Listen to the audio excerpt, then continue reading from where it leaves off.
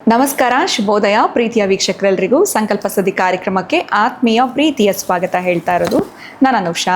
So ಮೊದಲನೇ ಬಾರಿ ನಮ್ಮ ಚಾನಲ್ ವೀಕ್ಷಿಸ್ತಾ ಇದ್ದೀರಾ ಅಂದರೆ ಈಗಲೇ ನಮ್ಮ ಚಾನಲ್ನ ಸಬ್ಸ್ಕ್ರೈಬ್ ಮಾಡಿ, ನಮ್ಮ ವೀಡಿಯೋಸ್ನ ಲೈಕ್ ಮಾಡಿ.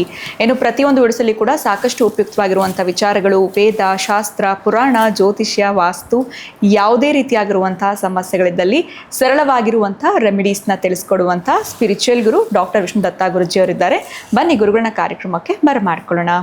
ನಮಸ್ತೆ ಗುರುಗಳೇ, ಕಾರ್ಯಕ್ರಮಕ್ಕೆ ಭಕ್ತಿಯ ಸ್ವಾಗತ. ಒಳಿತಾಗ್ಲಿ ಅಮ್ಮ.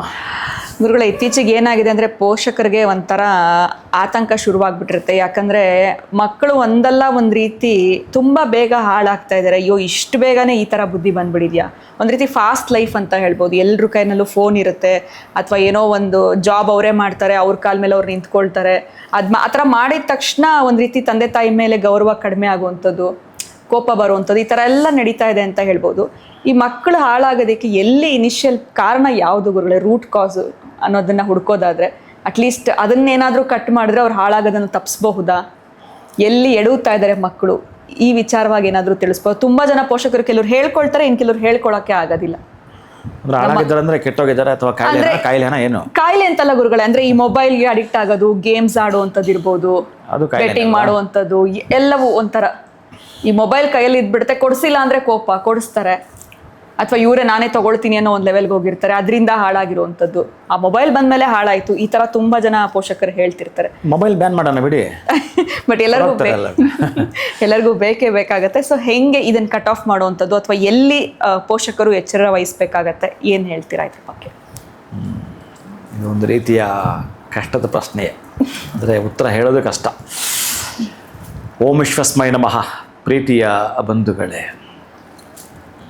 ಇದು ಸ್ವಲ್ಪ ಪೂರ್ಣವಾಗಿ ಸ್ಕಿಪ್ ಮಾಡದೆ ನೋಡಿದ್ರೆ ಅರ್ಥ ಆಗುತ್ತೆ. ನಾನು ಬಹುಶಃ ಮಾತಾಡ್ತಾ ಸ್ಟಾರ್ಟ್ ಮಾಡಿದ್ರೆ ಎಲ್ಲಿಗೋ ಹೊರಡ್ತೀನಿ ಅಂತಂದರೆ ನಿಮ್ಮ ಹತ್ರಕ್ಕೆ ಬರುತ್ತೆ ಅದು ವಿಷಯ. ಪ್ರೀತಿಯ ಬಂಧುಗಳೇ, ಕಾರಣ ಏನು ಅಂತಂದರೆ ಇಷ್ಟೆಲ್ಲ ಇದೆಯಲ್ಲ, ನಾವು ಸ್ವಲ್ಪ ಮೂಲ ಚೆಕ್ ಮಾಡಬೇಕು, ಮೂಲ ನೋಡಬೇಕು. ಅಲ್ಲಿ ನೋಡಲಿಕ್ಕೆ ಏನಾದ್ರೂ ನಾವು ಹೊರಟ್ರೆ ನಾವು ಬೇಗ 2 ನಿಮಿಷಕ್ಕೆ ಸ್ಕಿಪ್ ಮಾಡಿ 1 ನಿಮಿಷದ್ದೇ ನೋಡಬೇಕು. ಹಾಗಿದ್ರೆ ಹಾಗಲ್ಲ. ತುಂಬ ಪೇಷನ್ಸಿಂದ ಕೂಲಾಗಿ ನೀವು ಯಾರು ಒಂದೇ ದಿನದಲ್ಲಿ 100 ಕೋಟಿ ಮಾಡೋಕ್ಕೆ ಬರಲ್ಲ. 10 ವರ್ಷಗಳು ಶ್ರಮ ಪಡಬೇಕು. ನಿಮ್ಮ ಕನಸು ದೊಡ್ಡದಿರಬೇಕು. ಸುಮ್ಮನೆ ಇವತ್ತು ನೆನ್ನೆದು ನಾಳೆದು ತೊಂದರೆನ ಮೈಂಡಲ್ಲಿ ಇಟ್ಕೊಂಡು ಮಾಡಿದ್ರೆ ಪ್ರಯೋಜನ ಇಲ್ಲ. ಇವತ್ತು ಮಕ್ಕಳಂಗಾಗ್ಲಿಕ್ಕೆ ಕಾರಣ ಈ ಕಾರ್ಯಕ್ರಮದ ಪ್ರಾಯೋಜಕರು NK42 Fitness. Get your growth, speak loudly. Your fitness journey starts here. NK42 Fitness, 2nd floor, Zudio Shop Building, Balagere Road, Vartur. Contact 97319 4115. Transform your body, transform your life. ನಮ್ಮ ಆರೋಗ್ಯವೇ ನಮ್ಮ ಸಂಪತ್ತು, ಅದನ್ನು ಕಾಪಾಡುವುದು ನಮ್ಮ ಹೊಣೆಗಾರಿಕೆ. ಭಗವಾನ್ ನೋನಿ 55ಕ್ಕೂ ಹೆಚ್ಚು ಆರೋಗ್ಯದ ಸಮಸ್ಯೆಗಳಿಗೆ ರಾಮಬಾಣ. ಇದು ಕೇವಲ ಔಷಧಿ ಮಾತ್ರವಲ್ಲ, ಅಮೃತ ಸಂಜೀವಿನಿ. ನಮ್ಮ ಸಂಸ್ಥೆಯ ಉತ್ತಮ ಗುಣಮಟ್ಟದ ಹೇರ್ ಆಯಿಲ್, ಪೇನ್ ಆಯಿಲ್ ಮತ್ತು ನೋನಿ ಸೋಪ್ ಲಭ್ಯವಿದೆ. ನೀವು ಕೂಡ Bhagwan noni hair oil, pain oil ಮತ್ತು ಸೋಪುಗಳನ್ನು ಕೊಂಡುಕೊಳ್ಳಲು ಈಗಲೇ ಸಂಪರ್ಕಿಸಿ 9590799995 8217847031. ಒಂದು ಕಡೆ ಮೊಬೈಲ್ ಆದರೆ ಎರಡನೇದು ವಿದ್ಯಾಭ್ಯಾಸ ಇದೆಯಲ್ಲ, ಅಲ್ಲಿ ಸ್ವಲ್ಪ ಬದಲಾವಣೆ ಬಹಳಷ್ಟು ಬೇಕು. ಅದು ಗೊತ್ತಿಲ್ಲ ಏನಾಗಿದೆಯೇನೋ, ಆ ಅಕಾಡೆಮಿಕ್ ಎಜುಕೇಷನ್ನು, ಆ ಒಂದು ನಾಲೆಡ್ಜ್ ಅದೇನು ಕೊಡ್ತಿದೆಯೋ ಏನೋ. ಬಹುಶಃ ಒಂದಷ್ಟು ಶಿಕ್ಷಣಗಳಲ್ಲಿ ವ್ಯವಸ್ಥಿತವಾಗಿ, ನನ್ನ ಪ್ರಕಾರ ಶಿಕ್ಷಣದಲ್ಲಿ ಬದಲಾವಣೆ ಬಂದರೆ, ಮಕ್ಕಳಲ್ಲಿ ಬದಲಾವಣೆ ತರ್ತೀವಿ ಅಂತಂದರೆ ಬಹುಶಃ ನಾವು ಎಡುತ್ತಾ ಇರೋದೇ ಇಲ್ಲಿ. ಅನೇಕ ದೇಶಗಳು ನಮ್ಮ ಮೇಲೆ ಎರಗಿದ್ರು. ಅನೇಕ ದೇಶಗಳು ಈ ದೇಶದ ಮೇಲೆ ಯಾಕೆ ಆಕ್ರಮಣ ಮಾಡಿದ್ರೆ ಗೊತ್ತಾ? ಇಲ್ಲ, ಅಷ್ಟು ಸಂಪತ್ತಿದೆ, ಬೇಕಾದಷ್ಟು ಹೇರಳವಾಗಿ ಜ್ಞಾನ ಸಂಪತ್ತಿದೆ, ವಿಜ್ಞಾನ ಸಂಪತ್ತಿದೆ. ಇನ್ನು ನೀವು ಹೇಳುವಂಥದ್ದು ಬೆಳ್ಳಿ, ಬಂಗಾರ, ವಜ್ರ ಹೊಡಿರೋ ಸಂಪತ್ತು ಹೇರಳವಾಗಿದೆ. ಅದನ್ನೆಲ್ಲ ದೋಚೋದೇ ಅವ್ರ ಕೆಲಸವಾಗಿತ್ತು. ಅವ್ರ ದೇಶದಲ್ಲಿ ಅವೆಲ್ಲ ಇದ್ದಿದ್ರೆ ಬರ್ತಿದ್ರಾ, ಆಕ್ರಮಣ ಮಾಡ್ತಿದ್ರ? ಅಂದರೆ ನಮ್ಮ ದೇಶದಲ್ಲಿ ಅಷ್ಟೆಲ್ಲ ಇದೆ, ಬಹಳ ಇದೆ.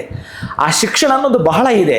ಇದನ್ನು ನಾವೇನು ಮಾಡ್ತಾಯಿದ್ದೆ ಅಂತಂದರೆ, ಅವ್ರು ಯಾರೋ ಹೇಳಿದ್ರಲ್ಲ ಅದನ್ನು ಕೇಳೋದ್ರಲ್ಲೇ ಇದ್ದೀವಿ, ನಮ್ಮನ್ನು ನಾವು ತರ್ಕ ಮಾಡಿಕೊಳ್ಳಲೇ ಇಲ್ಲ.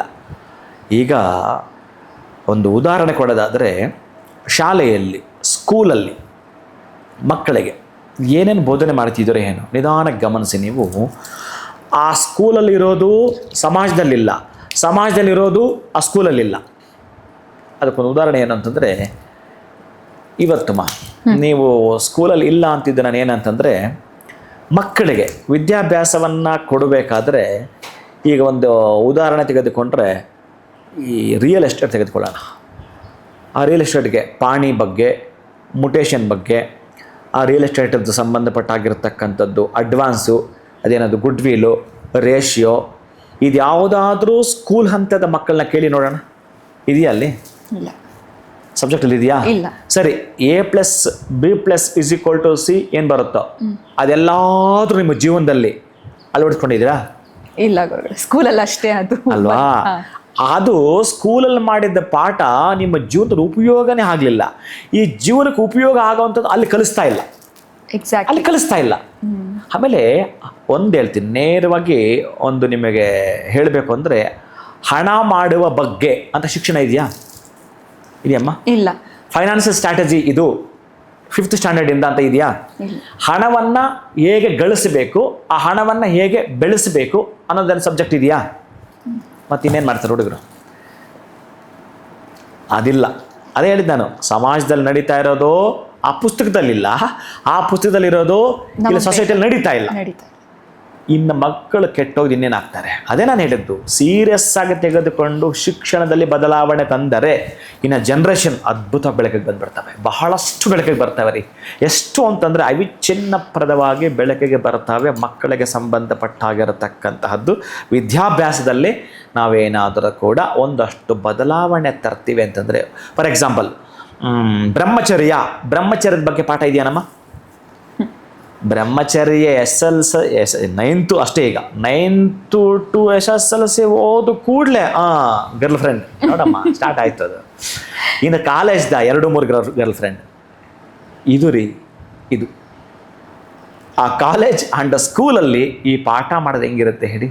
ಗೃಹಸ್ಥ ಹೋಗುವ ಮುನ್ನ ಬ್ರಹ್ಮಚರ್ಯ ಹೇಗಿರಬೇಕು ಮಾಡ್ರಿ. ಇದನ್ನು ಶಿಕ್ಷಣದಲ್ಲಿ ನೀವು ಮಾಡಲ್ಲ.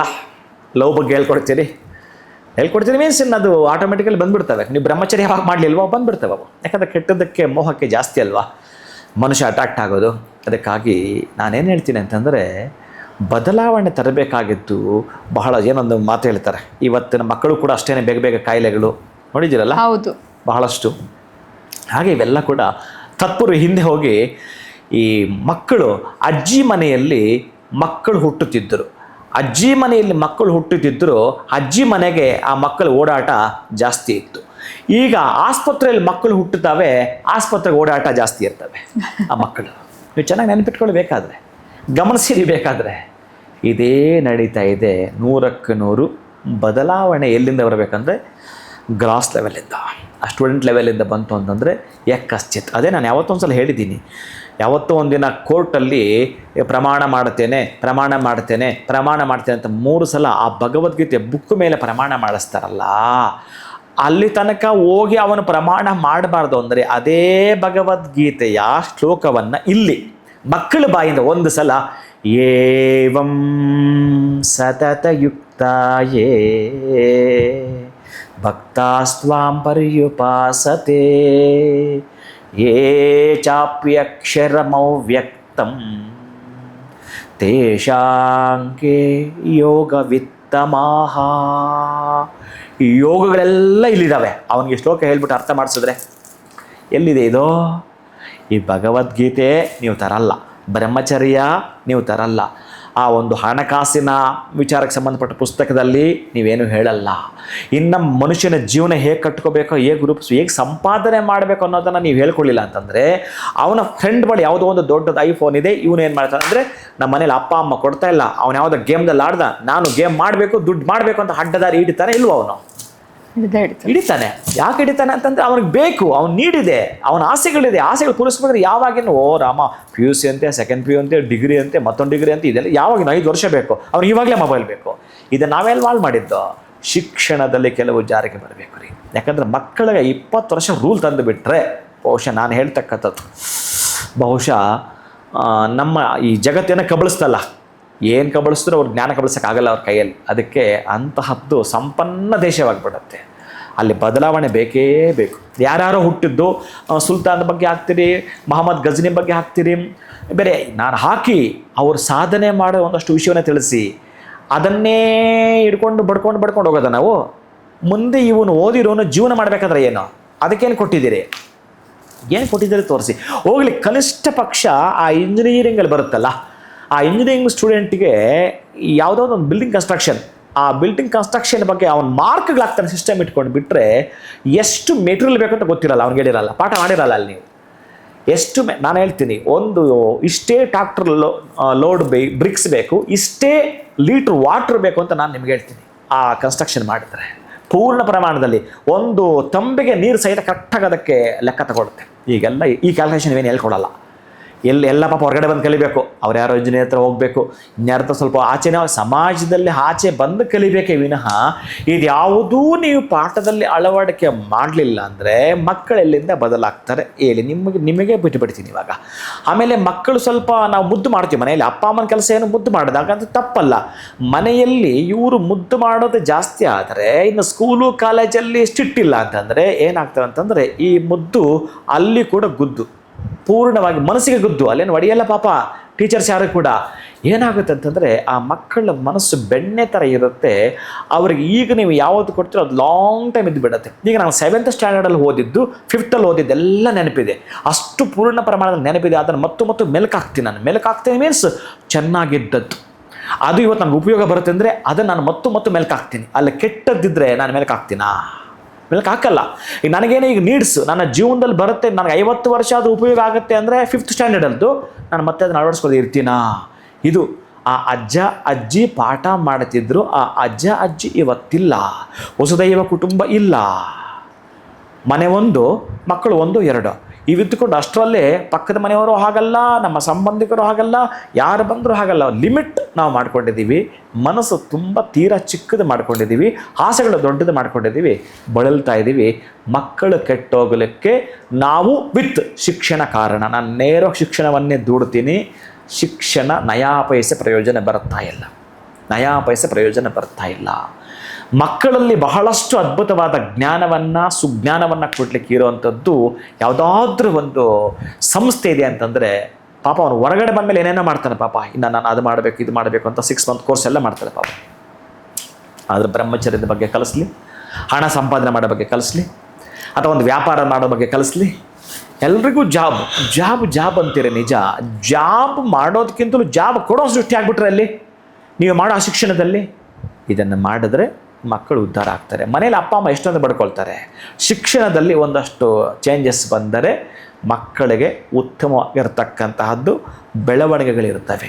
ಜೀವನಕ್ಕೆ ಬೇಕಾಗಿರತಕ್ಕ ಸತ್ಯ ಸಾರಾಂಶ, ಸತ್ಯದ ಅಂಶಗಳೆಲ್ಲನೂ ಇದೆ ಅಂತಂದರೆ ಶಿಕ್ಷಣದಲ್ಲೇ ಇದೆ. ನನಗೆ ಬಹಳ ನೋವಿದೆ, ಶಿಕ್ಷಣದಲ್ಲಿ ಒಂದಷ್ಟು ಕಟ್ಟುನಿಟ್ಟಿನ ಕ್ರಮಗಳು ಇಲ್ಲ ಅನ್ನೋದಕ್ಕೆ. ಸೊ ಶಿಕ್ಷಣ ಒಂದು ಬದಲಾದರೆ ಮಕ್ಕಳು ಹಾದಿ ತಪ್ತಾ ಇರೋದಾಗಿರ್ಬೋದು, ಎಲ್ಲೋ ಒಂದು ಕಡೆ ಬುದ್ಧಿವಂತಿಕೆ ಇಲ್ಲದೆ ಇರೋವಂಥದ್ದು, ಯಾಕೆ ಹಂಗೆ ಮಾಡಿಬಿಟ್ರು, ಈ ಎಲ್ಲದಕ್ಕೂ ಮೇಯ್ನು ಎಜುಕೇಷನ್ ಅನ್ನುವಂಥದ್ದನ್ನ ಭಾಳ ಅಲ್ಲ. ನಾನು ನಿಮಗೆ ಎಕ್ಸಾಂಪಲ್ ಕೊಟ್ಟಿದ್ದೀನಿ. ನಾನು ಇದನ್ನು ಹೇಳಿದರೆ ಬಹುಶಃ 1-2 ತಾಸು ಮಾತಾಡಬೇಕು. ಈಗ ನಾನು ಬ್ರಹ್ಮಚರ್ಯ ಅಂದೆ, ಅಷ್ಟಕ್ಕೆ ನಿಲ್ಲಿಸಬಾರ್ದು. ಅಲ್ಲಿ ಗೃಹಸ್ಥದ್ದು ಪಾಠ ನಡಿಬೇಕು, ಅಲ್ಲಿ ವಾನಪ್ರಸ್ಥ ನಡಿಬೇಕು, ಸನ್ಯಾಸ ನಡಿಬೇಕು, ಅಂದರೆ ಯಾವ ಏಜಿಗೆ ಏನೇನೇನು ನಡಿಬೇಕು ಅವೆಲ್ಲವೂ ಕೂಡ ನೀಟಾಗಿ ತಿಳಿಸ್ತಾ. ಇದೊಂದನ್ನೇ ಹೇಳಿಲ್ಲ ನಾನು, ಈ ತರಹದ 108 ಇದೆ. ಅಂದರೆ ಹಣಕಾಸಿನ ಬಗ್ಗೆ, ಸಂಪಾದನೆ ಮಾಡೋದು ಹೇಗೆ, ಸಕ್ರಮ ದಾರಿ ಹೇಗೆ, ಅದಕ್ಕೆ ನಾವು ಇದಕ್ಕೆ ಹೋಗಬಾರ್ದು, ಇದು ಅಕ್ರಮದ ಬೇಡ ನಮಗೆ ಅನ್ನೋದೆಲ್ಲ ತಿಳಿಸ್ತಾ ಬಂದರೆ ಕನಿಷ್ಠ ಪಕ್ಷ ಆ 100 ಮಕ್ಕಳಲ್ಲಿ 50 ಮಕ್ಕಳು ಚೇಂಜ್ ಆಗಲ್ವಾ? ಖಂಡಿತ ಆಗ್ತಾರೆ. ಹೀಗೆ ಬದಲಾವಣೆ ಮಾಡೋದು. ನೀವು 50 ಜನಕ್ಕೆ ರ್ಯಾಂಕ್ ಒಬ್ಬರು ಕೊಡ್ತೀರಿ, 50 ಜನಕ್ಕೂ ನೀವೇನು ರ್ಯಾಂಕ್ ಕೊಡಲ್ಲ.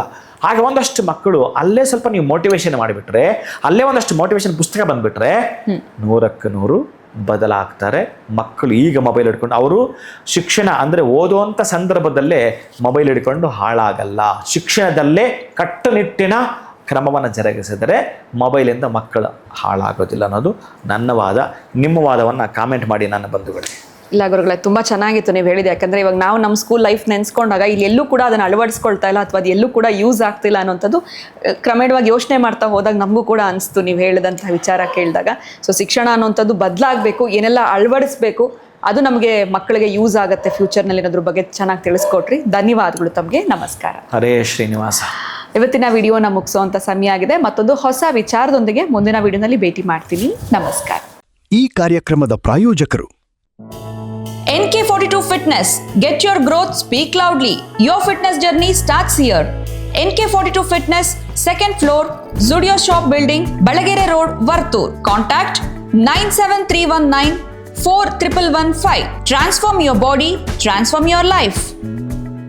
ನಮ್ಮ ಆರೋಗ್ಯವೇ ನಮ್ಮ ಸಂಪತ್ತು. ಅದನ್ನು ಕಾಪಾಡುವುದು ನಮ್ಮ ಹೊಣೆಗಾರಿಕೆ. ಭಗವಾನ್ ನೋನಿ 55ಕ್ಕೂ ಹೆಚ್ಚು ಆರೋಗ್ಯದ ಸಮಸ್ಯೆಗಳಿಗೆ ರಾಮಬಾಣ. ಇದು ಕೇವಲ ಔಷಧಿ ಮಾತ್ರವಲ್ಲ, ಅಮೃತ ಸಂಜೀವಿನಿ. ನಮ್ಮ ಸಂಸ್ಥೆಯ ಉತ್ತಮ ಗುಣಮಟ್ಟದ ಹೇರ್ ಆಯಿಲ್, ಪೇನ್ ಆಯಿಲ್ ಮತ್ತು ನೋನಿ ಸೋಪ್ ಲಭ್ಯವಿದೆ. ನೀವು ಕೂಡ Bhagwan noni hair oil, pain oil ಮತ್ತು ಸೋಪುಗಳನ್ನು ಕೊಂಡುಕೊಳ್ಳಲು ಈಗಲೇ ಸಂಪರ್ಕಿಸಿ 9590799995 8217847031.